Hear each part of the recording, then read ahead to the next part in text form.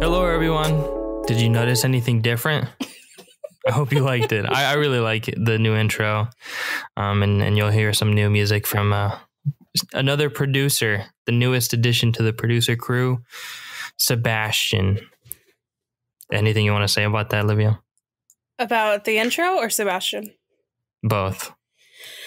I think I've mentioned, but Sebastian's my boyfriend. He made us a really great song. Well, I should say, so I won't talk for like how he pictures his music producing going in the future, but we had the honor of being the first like fully formed music piece. I don't know what to call it. I would call it a music piece that he made. So it's really cool. I really like it. But if this is your first time, welcome. This is the Brother Sister Show, a family-owned and operated podcast where two siblings keep in touch by talking about movies. This week, we're talking about Livia's pick, Run, which is on Hulu, so hopefully you watched it. But before we get into that, what's up? What's new, Livia? I'm good. I mean, I'm very excited about our new intro. I feel like I just gave Sebastian like the feel of what we want. And I mean, he listened, so he would know like what works well. So I think it's perfectly like sets the tone. Also, I just realized that we are throwing around the terms producers, but they're like our significant others. Those are the only two producers we have. But I mean, you're about to buy a mic stand, but if somebody wants to buy me one, then you can be a producer. Sure. It doesn't take much to become a producer is what I'm saying. No. You can easily become a producer. Yeah, just give us anything, truly. Yeah. Just give us stuff. We need stuff. But yeah, I actually have two things that I watched this week. Nothing new on the like personal front. I mean, I had a chill Thanksgiving. I guess we can talk about that, but I just made like small meals, very low key. Me and my producer, Sebastian. I'm going to call him now, producer Sebastian. Producer. Yeah, so it was a good time. But two things we watched a lot of like old stuff, like older movies that we've seen before. But two of the new things that I want to talk about is a movie and a show. So I'll start with the movie. I think it's called The Happiest Season. I didn't look it up. I just pulled that from memory. But it's a new Clea Duvall movie. Have you seen The Intervention, Anthony? Her first one. It has like Ben Schwartz. He's in it. Oh, yeah. So, yeah, as that director. She was in that one. She's not in this one. But, it was just a fun little Christmas movie. Aubrey Plaza's in it. Kristen Stewart has a really good cast. I think it's on Netflix. No, Hulu. I think it's on Hulu. But yeah, if you want a good old Christmas movie, that was just like a family Christmas time movie, whatever. No, I don't really have much to say about it. I think it's good, but if you want to watch I think the movie that I like the most out of her two is The Intervention, but that I think is just more of the style that I like. But yeah, and I also watched a show called, I also pulled this from memory, so it could be totally wrong, but it's called How To with John Wilson. That's the HBO one, right? Yes. And Anthony, it is so fucking good. I think it's only like 5 episodes. It's only like short amount of episodes, but it's from same people that made Nathan For You. I think Nathan Fielder is he's like the producer for the show, and it's like Nathan For You, where I can't really explain it. You just have to watch it. But it's just the dude in New York, and he just has a camera, right? Kind of, but it's so much more than that. Oh, okay. He has how to, like, the first episode is how to make small talk. There's one that's like how to make the perfect risotto, I think is the season finale. But but it just like he takes one concept of how to make something, how to do something, and just turns it on its head. It's like he sets out to do something, but then other stuff happens, so he just follows that thread. Oh. Yeah, so it like cool. It starts from like how to split the bill. That I think that's one of the episodes is how to do that, but then somehow that like evolves into him going to a dinner for like a referees association. Like you just that's literally an episode, but it's so compelling. Hilarious. It's so good. And I think I've said this before, but I love watching things where you can tell it has a low budget or like he made it himself. So it's kind of like, I don't want to simplify it, but it is one of those things where you see and you're like, oh, I could do that. And I love those kind of things. Mm-hmm. But Anthony, cool. You need to watch it. All of it in one day. The finale was like chef's kiss. It was perfect. Yeah. That's awesome. Let me know once you watch it. But I think it'll be one of your favorites of the year, probably. Ooh, very interesting. Well, that's a good segue because I'm done. I'm done with the semester. It's over. As of today, right? As of today, as of like 3 hours ago. Is that 2.5 maybe? Is that normal? Well, wait, let me qualify that. To be done with the semester? This early. Is that a COVID thing or is that normal? It's pretty normal. Well, it's also a mix of like just COVID stuff and A&M. Like A&M starts a week early, so we end pretty early. Like, I think people at UT, they don't end until like December 18th or something. Ridiculous. I think y'all have always been the outlier. Yeah, I've always been pretty early. Because my best friend went to A&M. And so he was on the podcast. JT, he went to A&M. I don't know if that's, I think it's not classified information, but every time, and I went to UNT, so like our schedules were always off. Like he would have to go to college like so early, and then he would come back for winter break like so early, and I was still in Denton. Well, I'm done until January 19th. I think that's when school starts again. So a long time where I'm just gonna be playing games. I have that project I want to work on. I need a haircut first. The one we were talking about. I haven't started it, but I need to work on that. My memory is fleeting. I think I know what you're talking about, but okay. Yeah. Oh, and this is, I don't know if you want to talk about this, but this is your first time. Like, you're not going to go to our parents' house, right? Like because you have the apartment. Oh, yeah. Yeah, we're gonna.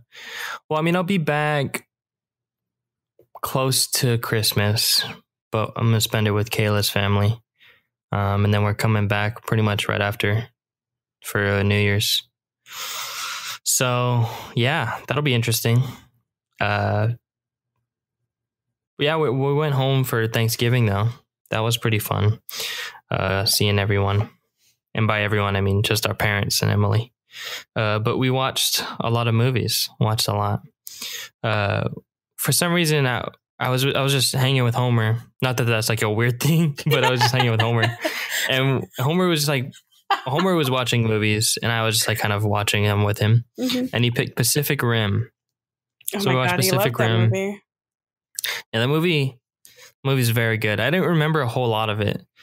I just hadn't seen it in a very long time. But good one.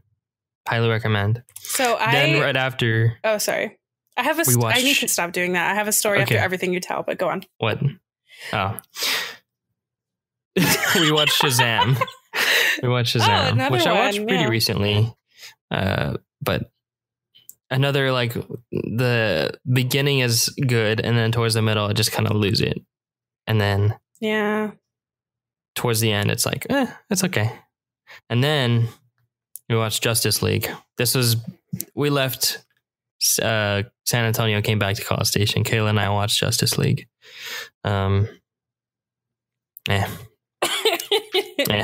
I'm excited for the Snyder Cut just to see what is going to be different because what's his nuts? The main villain, I don't even remember his name.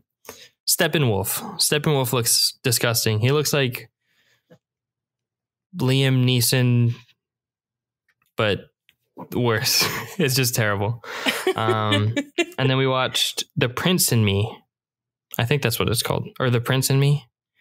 It's like this prince of Denmark. He's like a bachelor, and he doesn't want to be. Oh, I love that movie. Yeah, so it's a pretty old one, or older one. Old. Oh my god, fuck you. Only old people like that movie. 2002 or something. That's pretty old. That's like 18 years ago. Oh yeah. But that was okay. It was pretty cheesy, and because there's a point where, spoiler on an 18-year-old movie or 18 plus, whatever, where they like, you think that they're not going to get together, where she's like, I can't be queen. I can't do this. But then they just end up back together. I kind of really wanted them to not get together whatsoever. To just, of course, that's not going to happen. Split. Well, you kind of do get your wish, because I think there's a sequel, and I think it's the same guy but a different girl.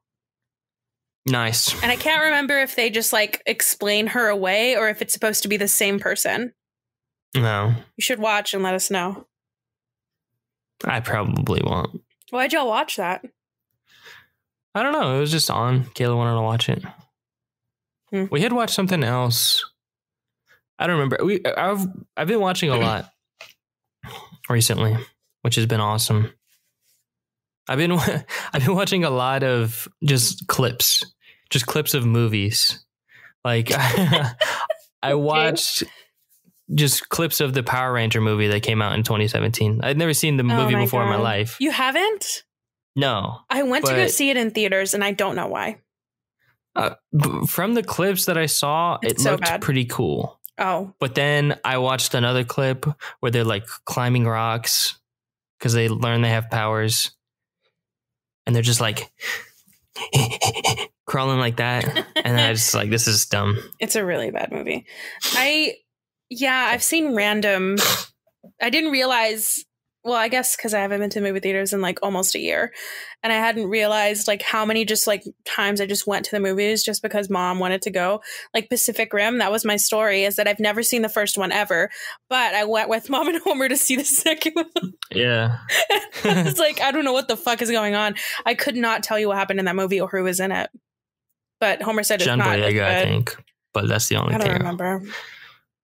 I also saw Justice League in theaters. Could not tell you what happened in it. Yeah, that's mustache. Oh, I remember that. I wanted to look for that. I think that's the only reason I went, because I was like, I need to see it. It's so it was bad. So bad. How? I don't get it. How did you not just scrap that scene? You're like, we could just do voiceover. Maybe we can just do a cartoon. Just slip in a cartoon, see if anybody notices. That probably would have been better, I think. That would have been funny. Like, let's just find a way to make this world like have like a gun that makes everything cartoonish. Like, that would have been funner. That would have been fun. That would have made the movie more interesting. Yeah. I was going to say something. I don't remember though. Dang. No, I don't remember. That's it. That's all I got. About going to the movies? Going to the movies? Oh, no. Oh, just me watching a bunch of random clips, like tons of just random movies, like Power Rangers never seen before, but I was watching clips, and just really old movies that I haven't seen in forever. I can't think of any. I'll look right now, but I was looking at them just on YouTube because I don't know why they recommend them to me. Here's one. I was just like watching one before I started streaming. Here's I'm the Juggernaut scene from X-Men: The Last Stand. I don't know why. I'm the Juggernaut. Wolverine. Which one's the Last Stand? I don't know. They're all mixed together. But I was watching it and I was showing Kayla some of them. She's like, just go watch the movie. Just go watch it. I do that too, though. I'm glad you mentioned this because I love doing that. Yeah. I have some from Annihilation, the movie Life, Man of Steel. I really want to rewatch Man of Steel because that movie is really good. Just rewatch the clips. The Martian. I was watching a bunch of Martian clips. I don't know why. Amazing Spider-Man. Oh, that's so funny. The Punisher, the 2004 movie, Deadpool 2, Wanted, a bunch of random movies. I don't know why. How many of those have you seen? Never. I don't think I've seen Wanted in its entirety. I think the only one I hadn't seen was Bloodshot. Bloodshot. That's the Vin Diesel one. I've never seen that. Not Power Rangers, and what is the other one that I said I'd never seen? Was probably the only ones. Like, look up The Prince and Me too. I'm not gonna watch those clips. It's ridiculous.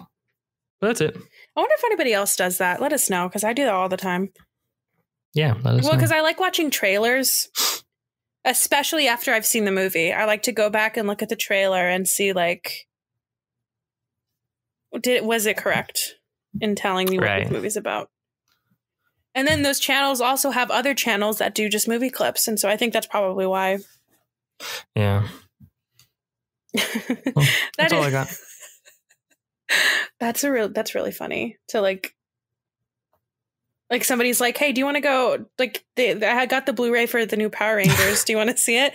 No, I think I have the idea. I know the movie. I've seen the clips. That's like, have you heard of speed reading? Oh my gosh, that's so dumb. Where you move your hand all stupid.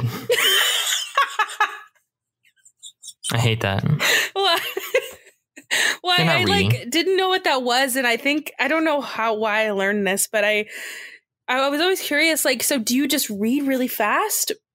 But I learned that you're just skimming. It's like you just read the first paragraph or the first sentence of a paragraph and the last one, and you just infer what happened in between. And that's basically what you're doing. You should just say that you speed watch movies. I do. Sometimes I like just looking up synopses, and I just read them. I do that for movies where people are like, this is the most disturbing movie I've ever seen. And I just like to look at what it's about. Lame. How is that lame? I don't like disturbing movies that are just disturbing for the sake of being disturbing. Does that make sense? Like, I don't want to like traumatize myself just so I can say I've seen it. So I want to see if it actually is disturbing. And most of them are. And I'm like, yeah, I'm never going to watch that. That's the point. That's fair. All right. Do you want to move on to some? Well, I guess I don't have any movie news. Do you have any? No, nothing. Okay. So there's a segment I've been talking to you about, Anthony, like right before this. And I don't know, I don't have a name for it, but basically I always want to bring in the sibling aspect of this podcast because I don't want to be just two people talking about movies. So what we'll do is, I guess, let's call it like, I don't know. It's just basically an older sibling trying to teach you and you, Anthony, but also the audience about like a topic. Or not teaching you, but just like something that's happening where I'm like, I feel like I need to like give a little bit of information to have more context to like be able to operate in the world with more knowledge. Let's say that. That makes sense. That's a really long title, but I don't know. So this past week, I want to say it was yesterday. I don't know. I have no concept of time anymore.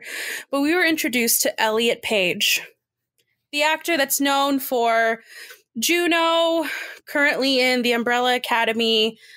So Elliot came out as a non-binary transgender male. And I just wanted to like talk about some certain like terms that are being thrown around or just some things that I personally saw. And then I Googled because like as a cisgender woman, I don't really know a lot of things because I'm not forced to know these things. So I'm going to share a couple of Google stuff that I found. So the first thing is dead naming. So we should always be referring to Elliot Page as Elliot Page. Like, that's not debatable. That's something you can like debate.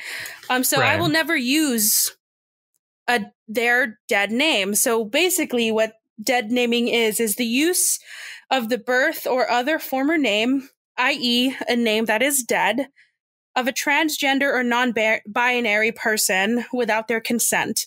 Intentional dead naming is sometimes used to aggressively dismiss and reject a person's gender identity and the name that accompanies it, which is deeply disrespectful. And the reason I bring that up, because I didn't personally see anybody doing that, but I saw a lot of articles that were like, Elliot Page, formerly known as, dead naming them. And that's not okay. Like, this person has literally come out and said that I am Elliot Page. So, like, let's not, like, the other name is now gone. Dead. Never existed. Exactly.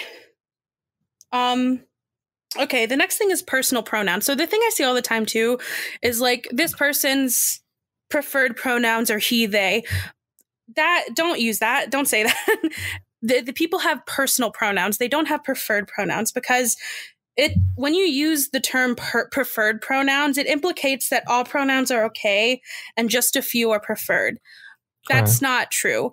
This person said, or I'll use myself as an example. My pronouns are she, her. So those are my pronouns. I don't have, like, they're not preferred. Those are just my personal pronouns.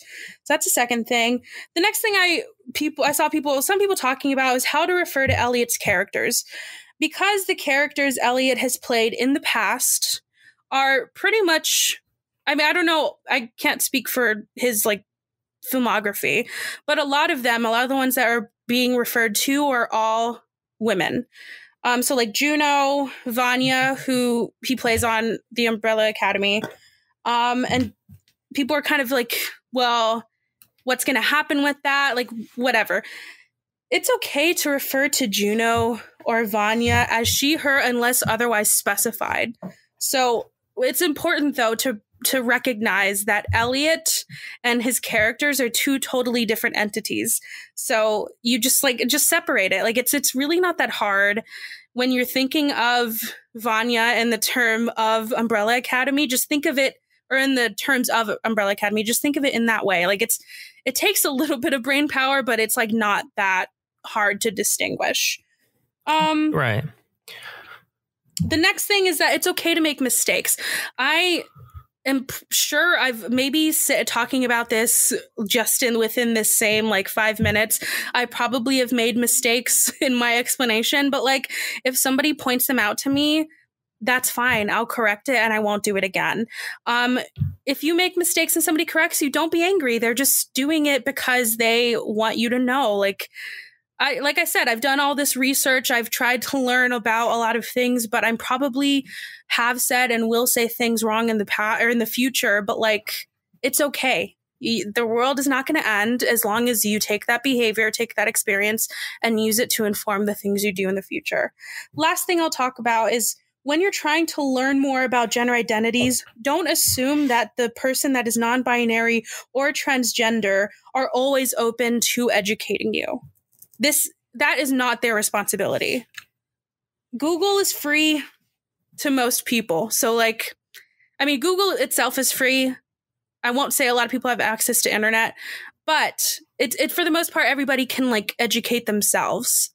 So yeah, if you have a question, Google it. If you really need to talk to somebody about this, I will open myself to that conversation just so like you don't have to bother somebody that is non-binary and transgender who is already trying to just fight to just live. You can ask me and we'll figure it out together so that they can like live their lives and not have to worry about this shit.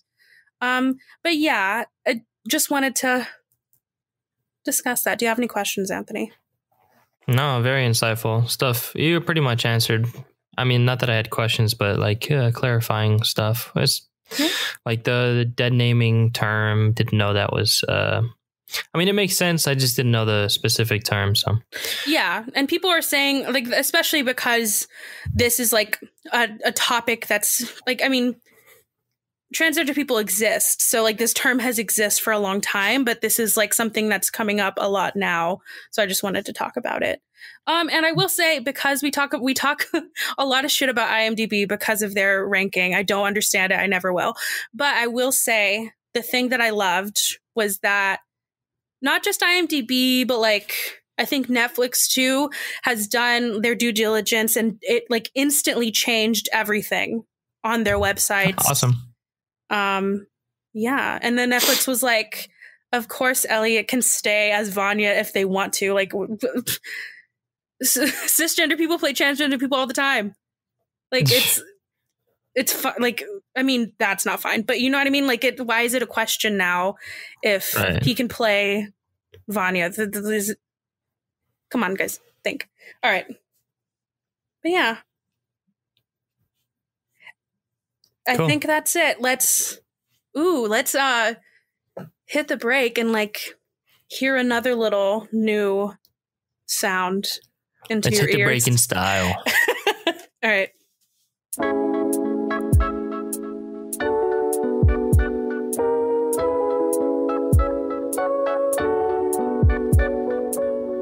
A homeschooled teenager begins to suspect her mother is keeping a dark secret from her in Run.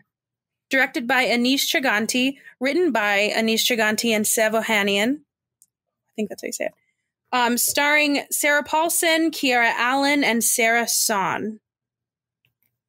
Cool. As for how much it cost and how much it made, I don't really have the figures except for how much it grossed worldwide, which is about 1.1 million. It's kind of low, but that's because it had a limited release in theaters. You know, it came out like COVID. Yeah, it came out like I want to say 2 weeks ago. But yeah. Yeah. So critics gave it a 6.7 out of 10 on IMDb. We just gave them a little like pat on the back. I'm going to take that away from them. 90% on Rotten Tomatoes and a 66% on Metacritic. So not that good. Kind of like varied. And that Rotten Tomatoes one I had to check like 3 times because I was not sure. But because, well, another thing too is that something came out this a series called Run came out this year. Oh, the one that was on HBO. So I had to like make sure it wasn't that because when I first put the numbers down, I was like, "Oh, this is really positive. I'm excited to watch this," but it was the show. Yeah, I hope so. Let's see. All right. Okay. So I think I mentioned this last time, but a big theme of this movie is something called Munchausen by proxy, which let's talk about to introduce. It's a scary topic that'll introduce this, I would say, pretty scary movie. All right, so let's talk about it. So Munchausen by proxy is a condition in which a caregiver, creates the appearance of health problems in another person, typically their child. This may include injuring the child or altering test samples. They then present the person as being sick or injured. The behavior occurs without a specific benefit to the caregiver. Permanent injury or death of the child may occur as a result of the disorder. So the cause of it, the cause of it is unknown. The primary motive may be to gain attention and manipulate physicians. I think because I couldn't find a lot. I mean, I found a Wikipedia page on this because it's like a pretty interesting topic, but I think it's pretty new in how people are like in the medical terms of like new. So it could be existing for a long time and studied for a long time, but that doesn't mean we have a ton of information on it. But I will say, if you watch that Mommy, Dead and Dearest, which I think is on HBO, it's a documentary about this case, about the whole Gypsy Rose case. Her mom, it felt like she was also motivated by money. If that makes sense. Because she like passed her off as having cancer. And so she got like a house paid for, trips to Disney World, like all this stuff. Yeah. Diagnosis is supported when removing the child from the caregiver results in improvement of symptoms or video surveillance without the knowledge of the caregiver finds concerns. That is terrifying, especially because because of movies like this show you that because they're the caregiver, they're always with them. So like, it's very rare that you're able to get them separated. And in the Gypsy Rose case, the only reason that we know for sure that she's not sick, like she was, like her mom said she was, is because her mom died. So it's terrifying. I have a question. Who, because the it's Munchausen by proxy. Who has that? Is that the caregiver or is that the victim? The caregiver, because Munchausen is when you do it yourself. So when you are like hurting yourself or, all these things like pretending like you're sick, whatever. That is Munchausen. I should have mentioned that. Munchausen by proxy is like you're doing it to somebody else. Okay. That makes a lot more sense. Because last week, because I'm reading it as you're saying it, I didn't know it was like Munchausen space proxy. I thought it was like Munchausen by proxy. I didn't know that until I watched the documentary. I think the terms is like Munchausen is because that's what you do to yourself. Munchausen by proxy, I think it's still in terms of the victim, but they're saying like your illness is fake, but it's because somebody else is doing it to you. So it is the victim. I think so. Okay. I think it's the whole situation. I don't know. Either way, it's bad. Okay. So yeah. More than 95% of cases involve a person's mother. Whoa. I think all the cases I've seen which is not a ton, but it's always been the mother. A couple more studies have shown a mortality rate of between 6 and 10%, making it perhaps the most lethal form of abuse. Wow. I know. The cure for the victim is to separate the child completely, which, like we've said, and if you want to learn more, especially from a survivor themselves, I found a book called Sickened, The Memoir of a Munchausen by Proxy Childhood by Julie Gregory. I haven't read it myself, but I found it in my research. And I mean, like I've said before, I can tell you everything I found in research, but it's probably best to hear from the person who she granted us this knowledge of what happened to her. So yeah, if you want to learn more about it, read about Julie Gregory's experience. Okay. So now on to the movie. Now we have a kind of a baseline knowledge of what Munchausen by proxy is and how, maybe not how to spell it, but how to say it, and that it's 3 words and not 1. Let's go on to the movie. So we open on what looks like a very traumatic birth. And we see the main character, one of the main characters. Yeah, I'll call her one of the main characters. Sarah Paulson, who plays Diane, the mother. Oh, I didn't finish that sentence, but a mother of a premature baby. And the baby is when she looks at it, it's so sad.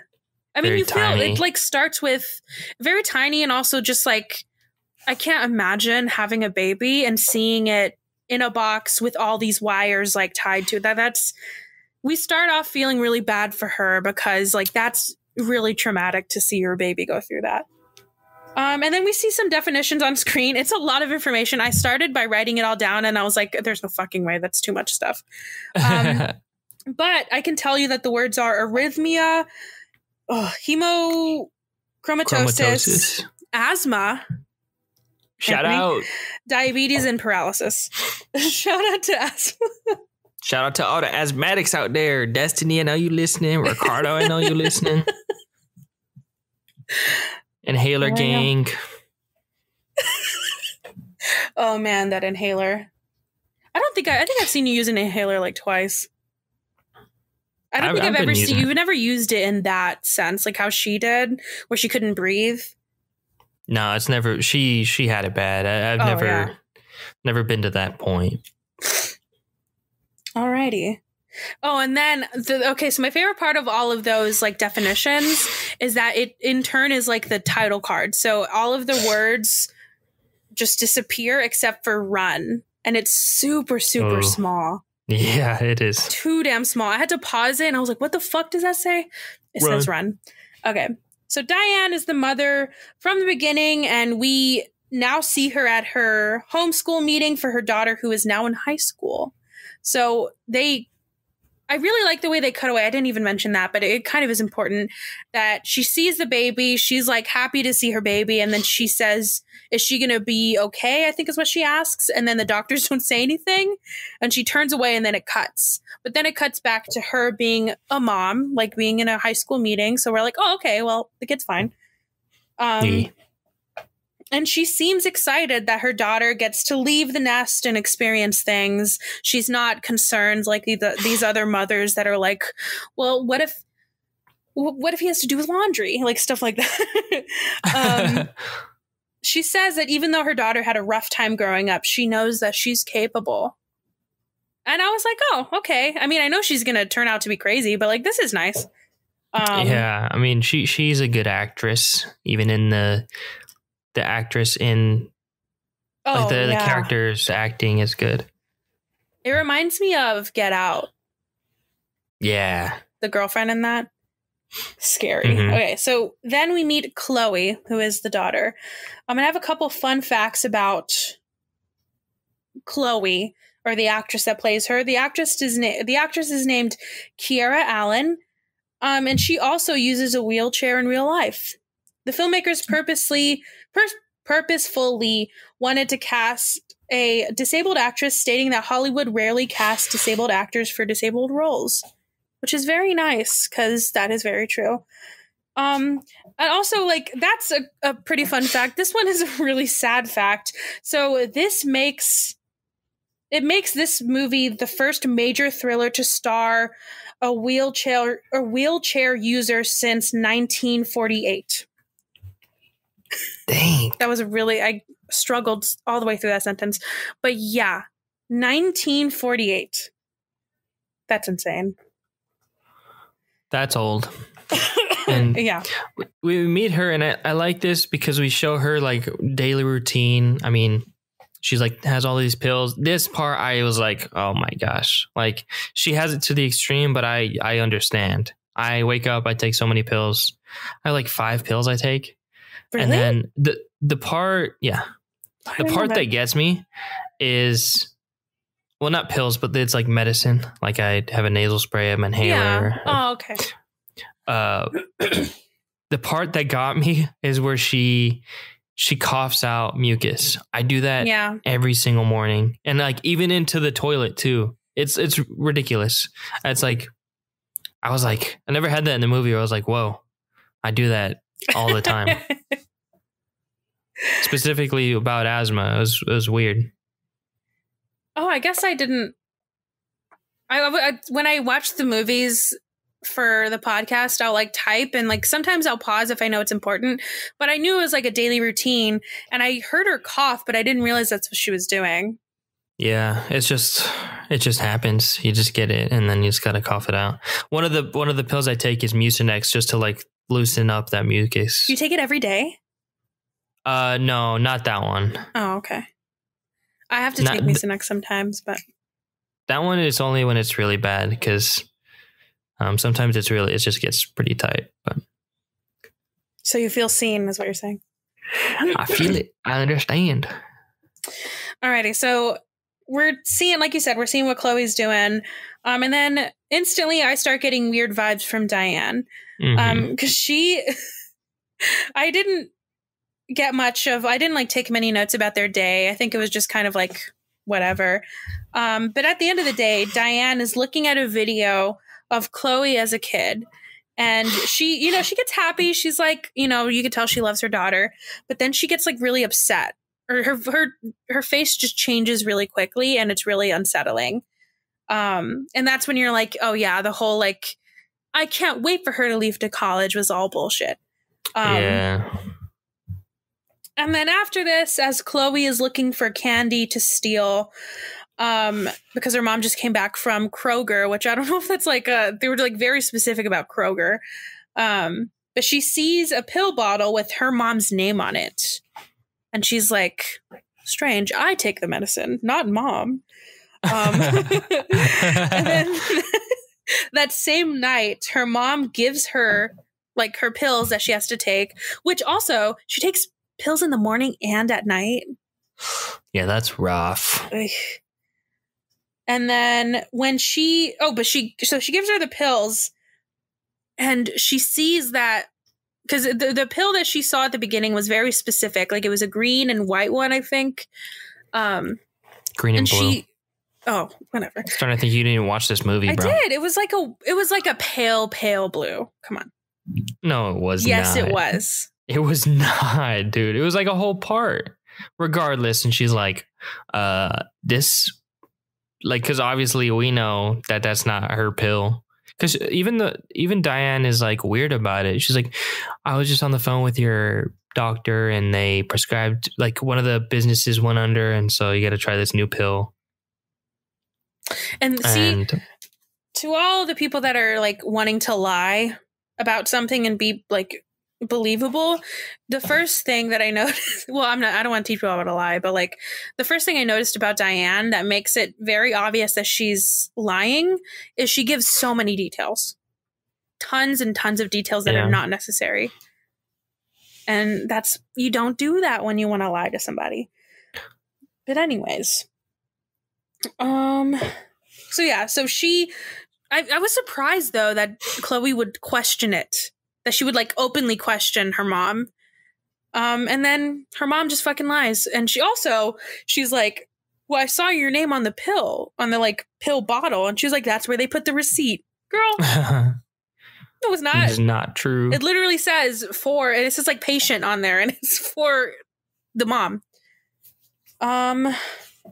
So after this, I was kind of, so okay. Spoiler alert. I like this movie. The one thing I didn't like though is that this. I guess it's kind of a big thing, but it didn't feel like we were just plopped into this life. It felt like it started right after the screen started. You know what I mean? Because like, why is she so instantly suspicious of her mom? And she's never shown this before. Like, she is instantly looking at the pill bottle like, what? You know, like she's just so suspicious. I thought she would just write it off, but like she didn't let it go at all. I mean, it's pretty suspicious. She's pretty smart. I mean, they show her working with like electronics. So I don't know, like if you're in the same position, I feel like if mom tried to give me her pills, it'd be like, let's take it easy there. I mean, if mom tried to give me any pills, I feel like for you, like she just gave you, like, they just like had the bottles there for you and you just like were taught how to do it yourself, right? Yeah, like, definitely. Can you imagine if you went home for Thanksgiving, mom went to your room and was like, here's a handful of pills. Shaking the pill bottle. Here's some pills. She either from like that, or she just picks some out of her pocket and like there's a button on there and she's like, oh, not that one. Yeah, maybe that's just our mom, but I would be instantly suspicious. I'd be like, no, like what?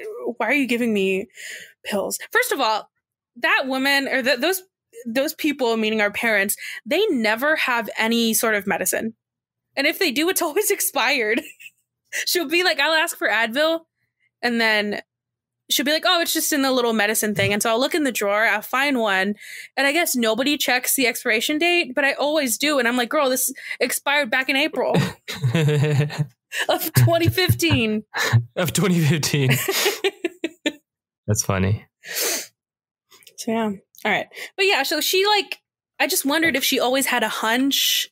Maybe like it just felt so out of nowhere. And also the mom has been doing this for so long. She would just slip up like that. I don't know. Mm.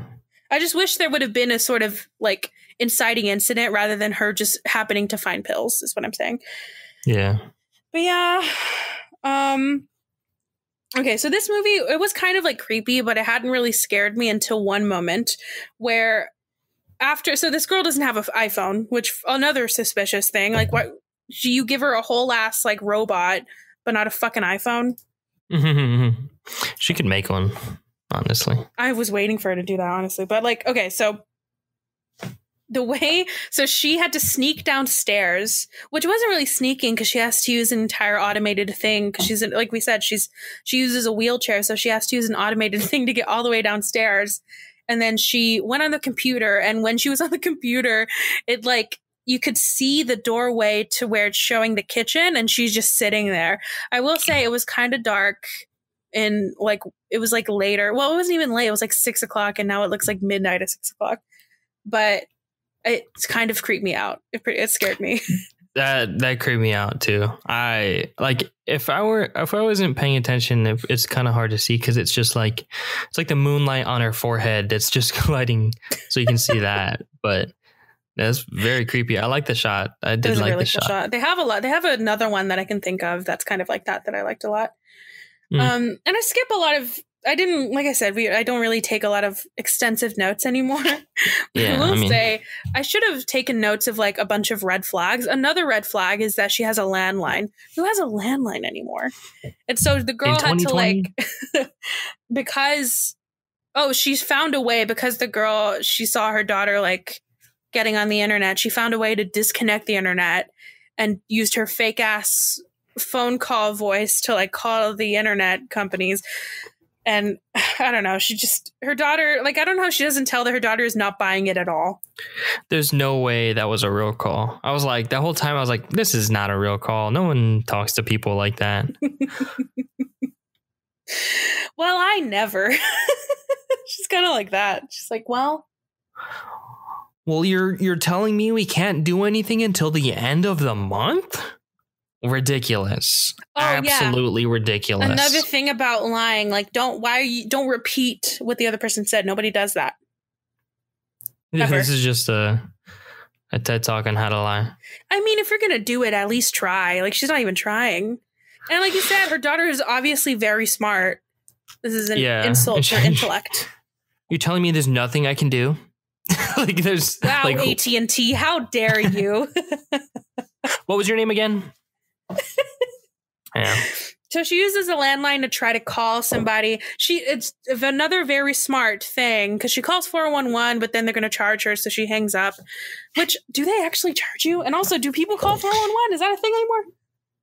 Yeah, I don't know. But it's pretty smart that she decides to just call a random number and ask them if they can Google something for her. And a fun fact about the person she called: do you know the actor Tony Revolori? No. He is in Spider-Man, actually. He plays the bully guy. He was also in Grand Budapest Hotel. Oh. I'm pretty sure that's him. If you look it up, I think it's him. So he is the voice as the guy that she calls when she tries to reach anyone who's able to use the internet and tell her the origin of her medicine pills. That's funny. Very funny. I wonder why, like, because oh God, they did a movie that we've seen before. The director that made this movie, God damn it, I forgot. So I wonder if he was in that movie. And so she finds out from this guy that the medicine she's taking are not what she thinks they are. Because I think the pill or the bottle that she had was a different medication. Trigoxin. I feel like, I don't know if this was just me, but I was so confused. And I was like, because when he described the red pill, I was like, oh, so like, what's happening? But I guess the lady changed the name of it because she knew that maybe she could look up what that medicine does. Either way, she doesn't know what she's taking is the point. Yeah, that's the scary part, is like, you've been taking it for how long and you just don't know what it is. But yeah, you find out it's I kind of liked it because the mom is in the garden and she like looks at her tomato, and then that's when Tony says, it's a little red pill. So it's not trigoxin. Their editing is really good in this movie. Yeah. And then she decides to, another trope I really like is when you can tell somebody has a plan, but you don't know what it is yet. And so she asks her mom if she's like, when's the last time we went to the movies? And first of all, just watching people, even in an actual movie, go to the movies makes me very sad. Yeah. I wanted to go. I know. I was like, wait, can I go too, please? And it was like an old movie theater too. Ugh. Wow. Sad. I should have just turned off the movie. All right. So one of the movies on the marquee, I don't know if you noticed, but I don't know if it was a movie, but it says fake news coming soon. Did you notice that? I did not, but that's funny. Just a little fun fact that I found. And so she decides the reason that they go to the movies is because she wants to, the daughter Chloe, she decides to, instead of going to the restroom like she told her mom she was going to, she went to the pharmacy, which is across the street. And I love that moment where she's waiting for the like crosswalk to, the light to say that she can go. And when she does, the street is completely empty. Like she could have just gone. She didn't have to. Yeah. Hilarious. Okay. So I like the scene too, where she's like cuts everybody, is asking the pharmacist what the medicine is. And she finds a way to like trick her into telling her what it is. And she finds out, I don't know what I think I assumed that it was just like some different medicine. I would have never guessed that the medication that the mom was giving her was for fucking dogs. I thought it was going to be like a sedative or something, That's something what to keep her tired. Or I thought maybe it was just like something that we have never heard of and the side effects were bad. But holy shit, she was giving her medication for dogs. Lost my mind. So we find out that it's a muscle relaxant for dogs. And she's like, well, what happens if humans take it? And then that's when the mom comes in. She's like, tell me. And then she's like, I'd probably make your legs numb. And then the mom comes and stabs her with something, a syringe filled with God knows what. My favorite part too. God, I fucking love Sarah Paulson. But when she runs to her daughter and everybody is still in line and she's like, stay back. Please get back. Give her some room. She's like, I just try to imagine myself in that position, just waiting in line to get my fucking prescription filled. And Sarah Paulson's yelling at me to get back, and they're so far away. They're nowhere near. Honestly, that's how I feel.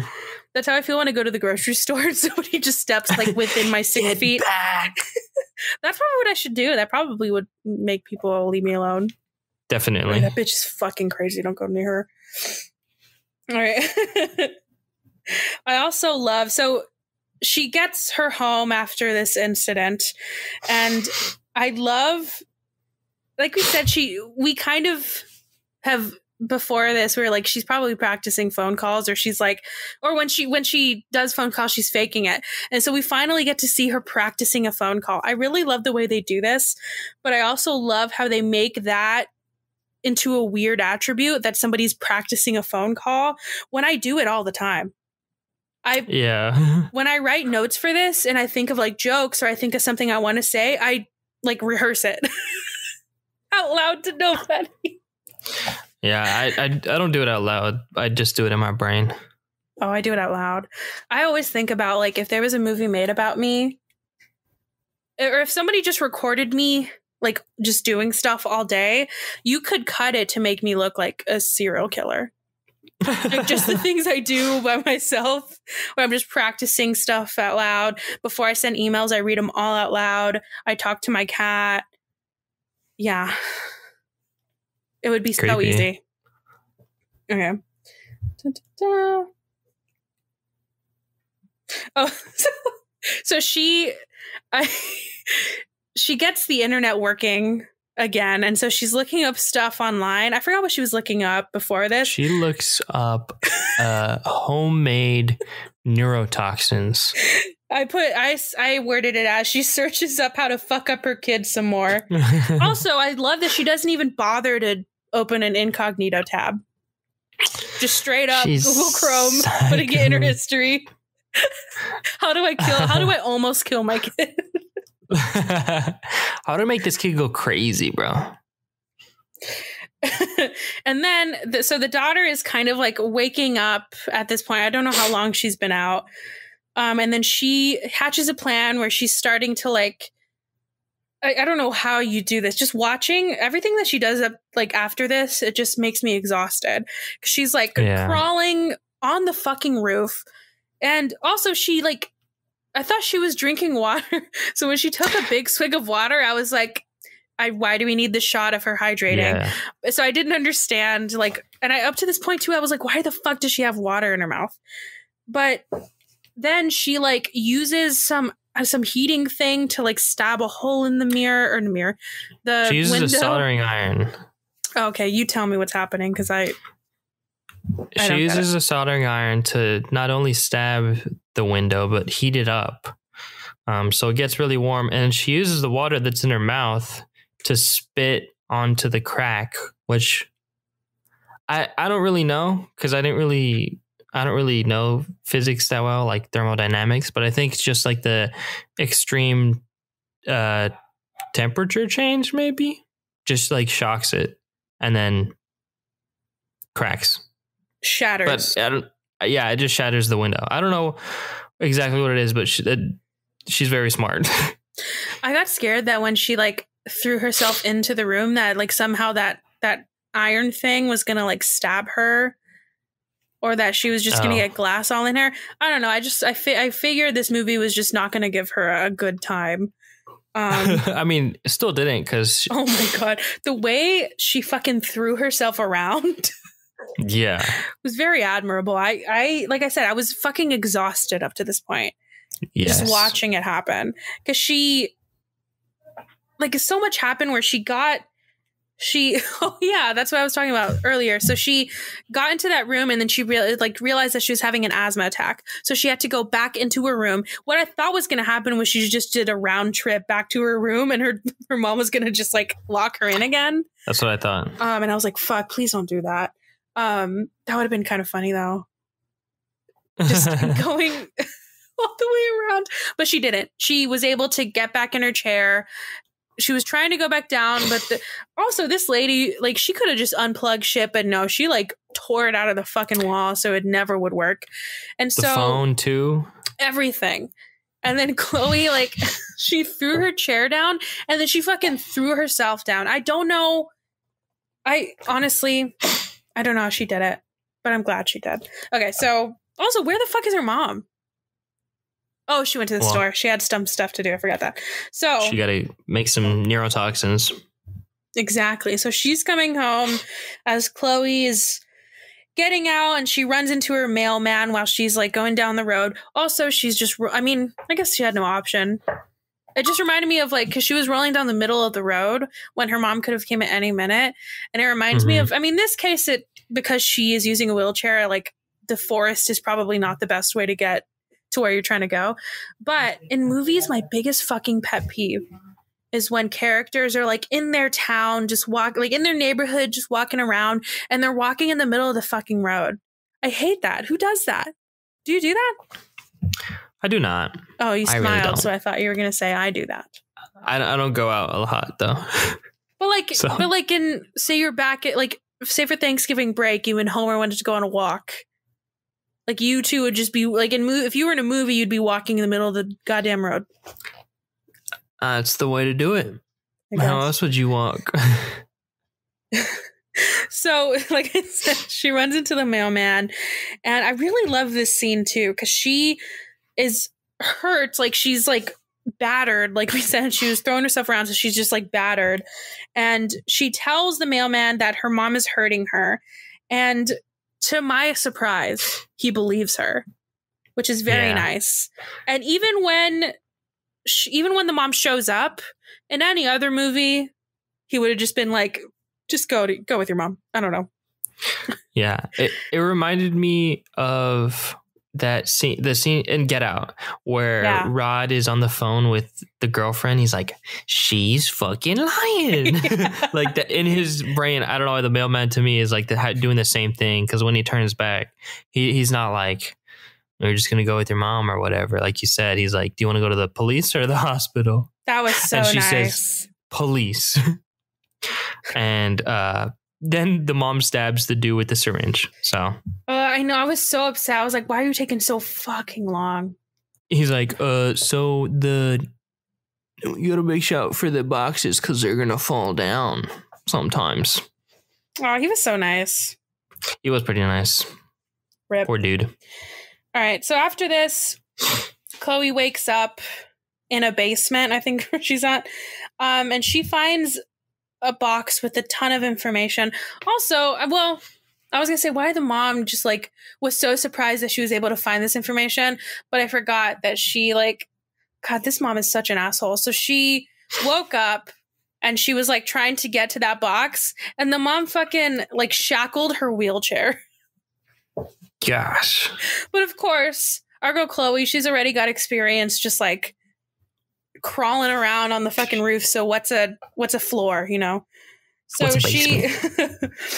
So she opens the box, or first she sees that she got accepted into college before she opens that box, which is already, she's already fucking pissed. Yeah. Which, one thing I want to say, I felt so bad for her, especially about the college thing, because obviously I knew she was stealing it because the letters, the acceptance letters. But I felt so bad because at the beginning of the movie, when we're watching her routine, she's watching YouTube and you see her recommended is like tips and tricks for move-in date for the University of Washington.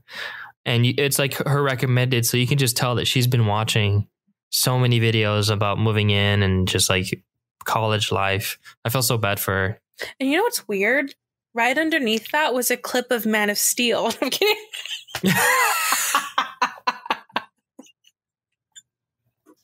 Imagine. That would be ridiculous. The coincidence. By the way, that made me remember the movie that this director did previously was a movie called Searching. And I've told you about that is really, really good. Yeah, I still haven't watched it, but it's made all on it. Well, I don't know how it was made, but it takes place on a computer screen. But yeah, that does make it really sad. She was like doing research. Poor girl. All right, so she finds that and then she opens up the box. Oh, well, all this while Diane is upstairs killing the mailman. And when she opens the box, we learn, so this shook me. We learn that Chloe is not the baby from the beginning that was in I forgot what those are called, but the NICU, basically. The like, I don't want to call it a box. Yeah. Baby box. The box. So that wasn't her. That baby died. And Chloe is a stolen baby. And she sees that because she sees like an article that says baby was stolen. Alrighty. It was rough. This movie surprised me a lot, especially with the water in her mouth. I had no idea what I was like, what are you doing? Well, at first I was like, I'm kind of embarrassed to admit this, but I was like, is she trying to keep herself from yelling? Like, what is going on? But yeah, I'm just not smart. I thought I was onto something. I thought it was to prevent her from having an asthma attack. Oh, I don't know why. Because and you're like, we're taking notes. That's what you gotta do. No. Like when I went to ACL a couple years ago, like 3 years ago, I had one of the worst asthma attacks of my life, but I didn't have my inhaler. And the way that it like went away is I drank really cold water. Like it got rid of it like immediately. I don't know. It just helped a lot. Oh, so that's what I thought. But yeah, the twist completely shook me. I was like, what? Because I don't know. They just had like a good, at the beginning, they had a good mother and daughter dynamic. Up until everything that went down, it was totally believable. And what are the odds that they're both redheads? Right. Yeah. How does she know that when she took the baby? Maybe that's a plot hole.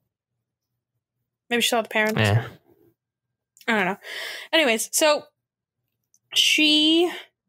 Oh, and I put at this point, I don't know how I feel about this movie yet when I was watching it, but Sarah Paulson is giving us everything. I had a conversation with our dad and our sister today where they saw the movie and they said they don't really care for her acting. I don't get that, though. She's an amazing actor. She made this movie, I think. I love her. Good. I love the way she cries in movies. I love the way you cry. Can you just cry for me? It's like that yelling cry. Have you seen the one that people like kind of make fun of her for? No. I know that there is a clip, but I haven't seen it. I'll try to find a TikTok or something. People like to do impersonations of her crying, and some of them are so fucking good. But yeah, I think she is one of our best actresses, I think. I love everything she does, except for that Bird Box movie. She was good in that, but no thank you. All right, so After this, like, the mom comes downstairs and she's like telling her, like, I did this for you kind of stuff, and saying that she loves her or whatever. And then whenever she's like trying to, she has this little concoction, like we said, that she learned from YouTube, I'm assuming, I don't know, where she is trying to she's trying to inject it into her daughter. First of all, she puts in the syringe and it's like tar. Like, it is, the fact that you would put that in your daughter's body is so disgusting. And one part I like is, and I watched it a couple of times because it was kind of funny to me, but she was like going at her daughter with the syringe, and the daughter's like, I don't want to die, I think she said. And she was like, why would you say that? I would never. And I was like, girl, like, look at your syringe. You're just, it's so terrible. Poor girl. So she was able to go into this like closet down there. She was able to lock herself, and she pulled the perfect move of ingesting something that is super toxic that her mom had no choice but to take her to the hospital. Brilliant move. She said, like, you need me, and then just like chugged it or something weird. And then she just started to like have a bad reaction. Obviously, I don't know what it was. I should have taken a note, but it said if you ingest it, you gotta fucking go to the hospital. So once in the hospital, she tries to tell her nurse what's happening. She's intubated, so she can't talk, but she's trying to like write stuff down, trying to write something down with a crayon, but like it's not working. But then they have a code blue. I should have looked up what a code blue is. It doesn't sound good.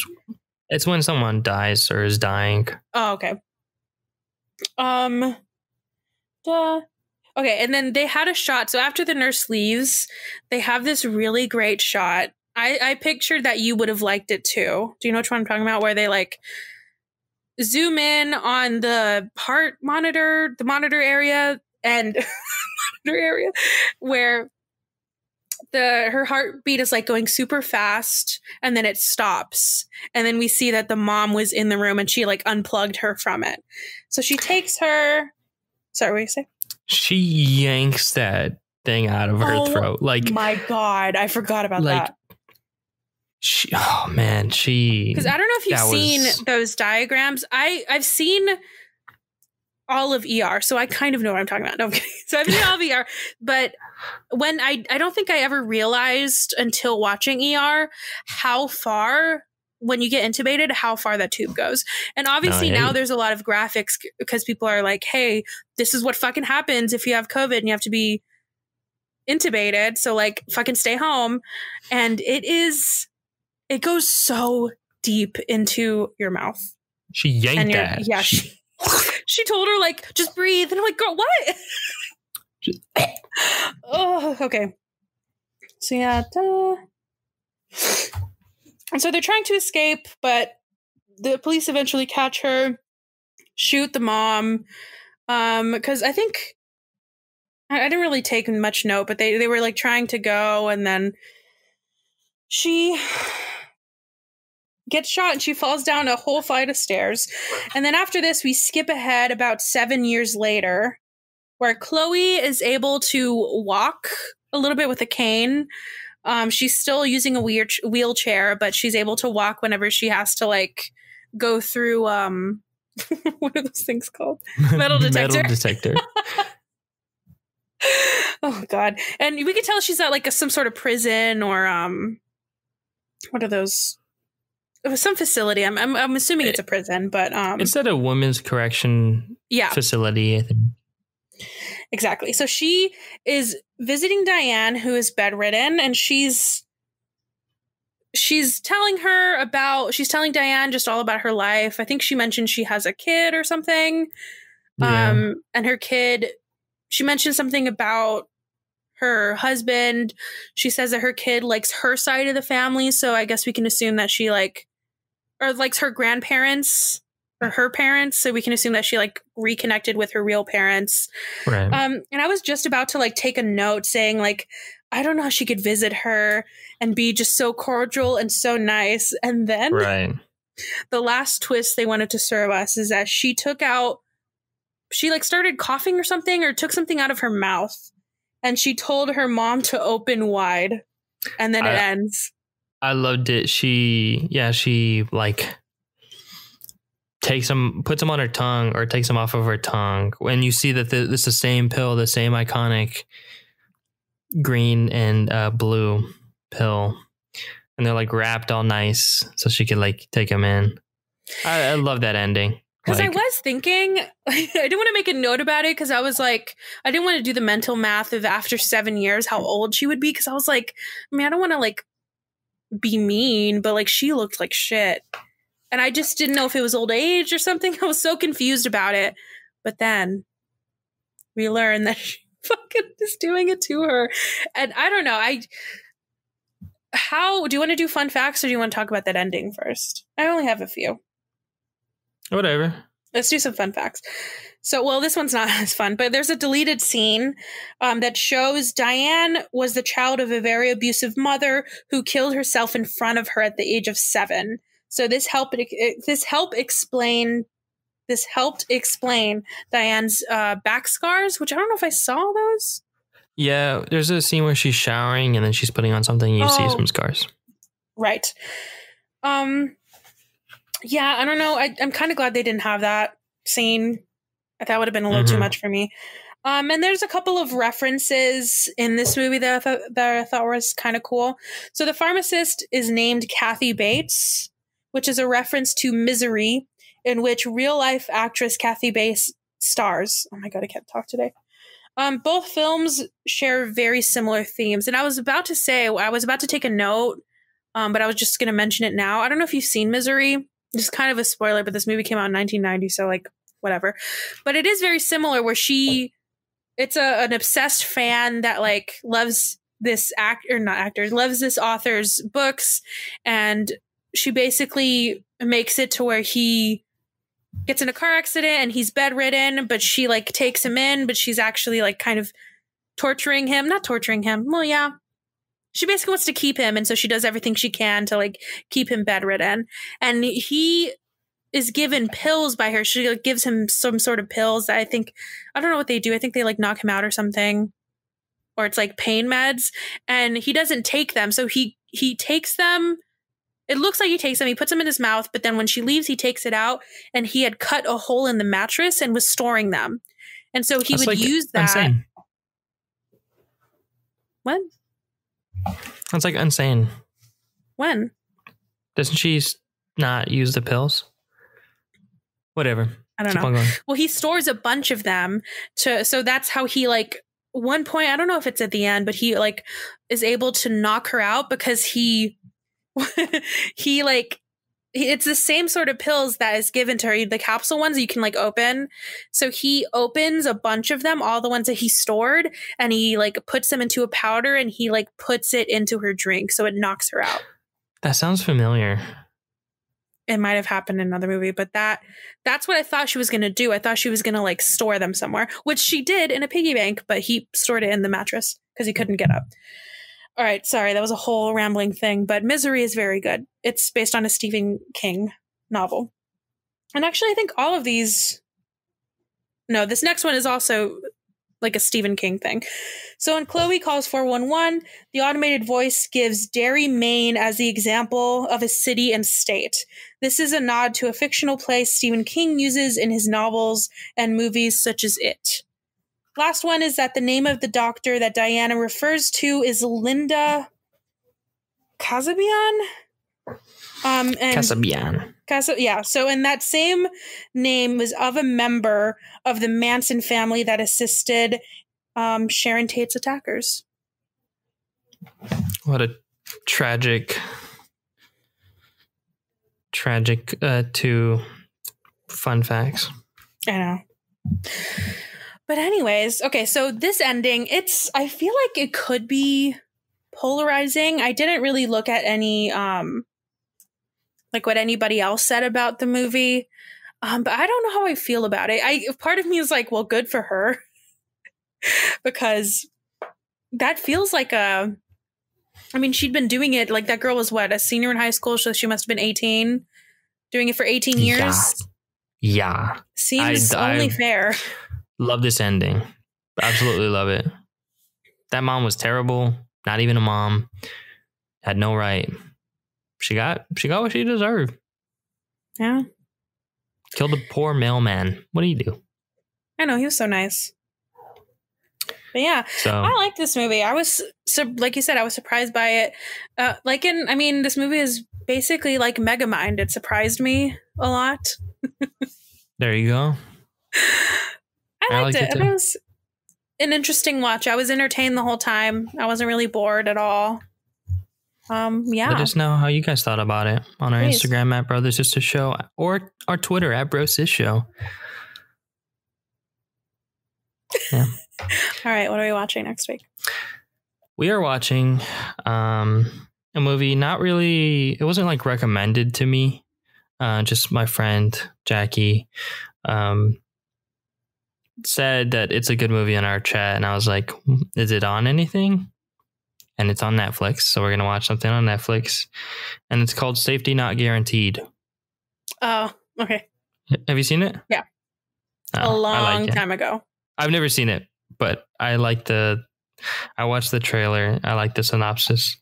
A disaffected magazine intern, Aubrey Plaza, befriends an unusual guy, Mark Duplass, his iconic role, unusual guy, who is looking for a partner to accompany him on a trip back through time.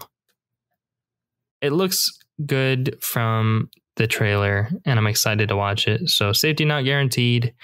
Next time it's on Netflix, so watch it now. I'm imagining that the outro music is swelling because the outro music that he made is like perfect to go over us talking. So, and that's exactly how he designed it. Well, there you go. Shout out to producer Sebastian. Shout out. See ya. Goodbye.